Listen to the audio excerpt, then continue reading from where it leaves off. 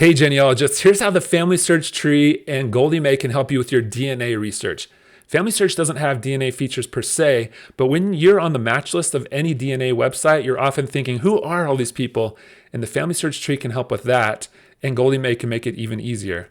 Here I'm looking at the match list for my dad's kit on Ancestry. He has a first or second cousin sharing 9% of DNA, but we've never seen this face before. We don't recognize the name. We've never seen this surname at any family reunions.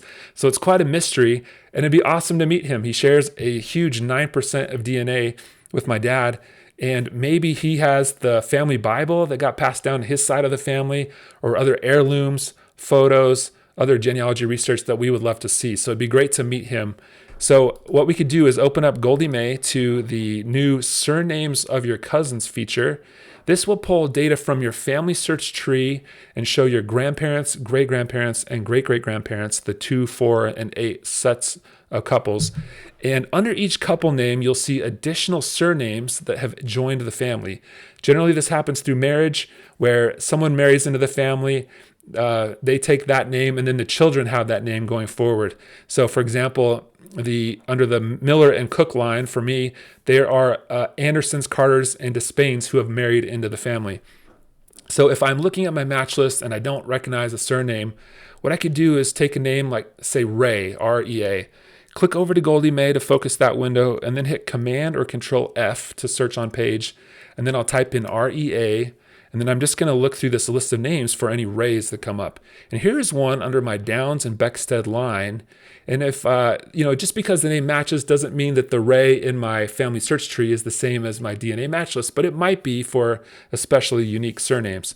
So I can click the link, open up that family search person. Then I can click View Relationship. I'd like to see how I'm related to this person. So if I pull this over, you can see that there's my great-grandmother Lillian has a sister named Darlene, and she married a Ray.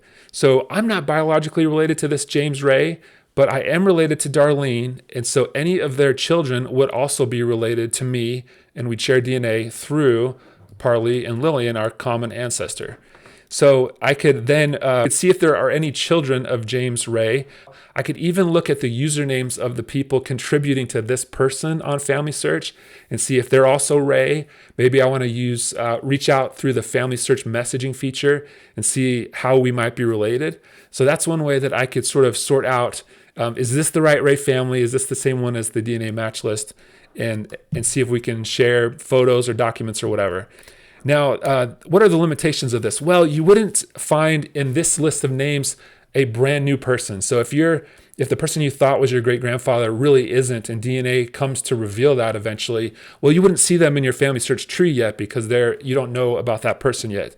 But for identifying people that are in your tree and you just need to know what side of the family you're on, this can really help.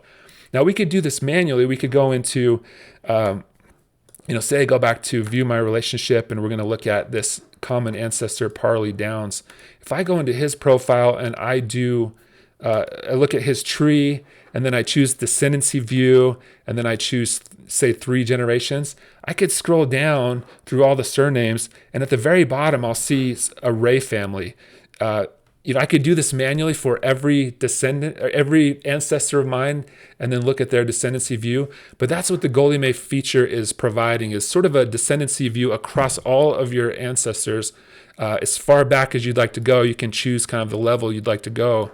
And then you can quickly scan for surnames that might be a match. One thing to remember too is that if you see 2 names repeated, like here I have Alan twice, these generally are not the same part of the family tree. These are separate Allens that have both married into the tree, not necessarily related to each other. So maybe check out both of those if you see an Allen in your family search, in your DNA match list. So that's the feature. I hope it can be really helpful to you in your DNA research. And please let me know if you have any feedback. You can find my email address at the bottom of every page. Thanks so much for watching.